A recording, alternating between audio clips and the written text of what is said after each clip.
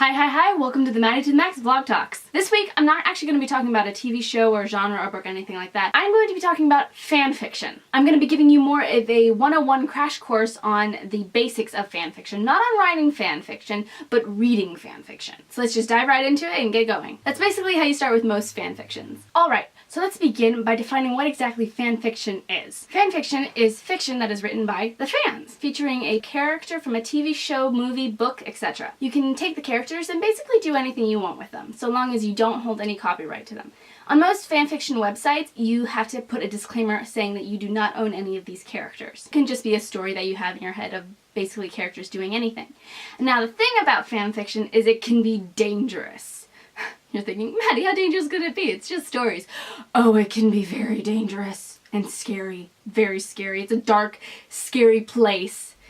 But with some hidden beauties and gems hidden deep within all that shit. Be warned, when reading fan fiction, it can get disturbing and sexual and neurotic and bizarre in so many different ways, because these aren't professional writers. I mean, some of them are probably, but most of them not so much. It gets messy. They're just doing with the characters whatever they feel like doing. So, caution! On fanfiction.net there are actually rating systems that they have to put in on all their fanfiction. I don't know them off the top of my head because I don't really pay attention much to them, but I know that they are there and they can help some people. And you can check those out and judge your fanfiction choices. What I go by when I'm reading fanfiction is reading the summary of the story, seeing if I like it, see how well it's written, because that tends to get you. Also, in the short summary description of the fanfiction, it has a little side saying who the fanfiction is about, and let's say it's a Harry Potter fanfiction. So it could be said it's Harry. If Harry is in this with Ginny, then it would say Harry/Ginny.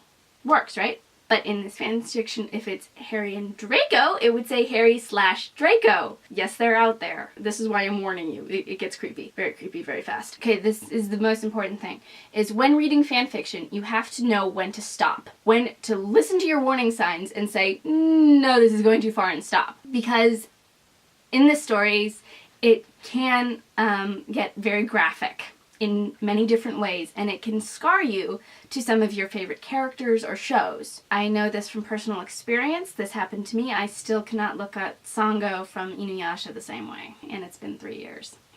So be very cautious, because it can go from being a very good fan fiction, which then just goes and has a chapter entirely smut. Okay, chapter 1, not bad. Okay, chapter 2. But I don't know, maybe you're into that and it's what you like. But this is just a warning for anybody that doesn't know what fan fiction is and wants to maybe possibly get into it. Approach it like you would approach a dog.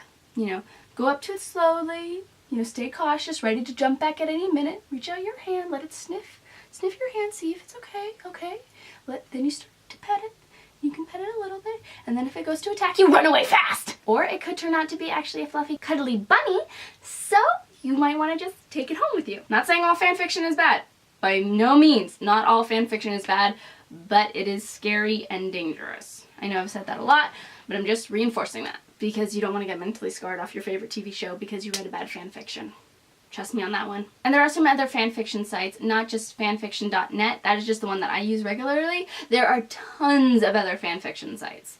This is just the one that I use and I know how to browse. So, the things you learned today. When reading fanfiction, use your common sense. Trust yourself when you go, this is starting to get a little weird, and back off. Drop it. It's fine.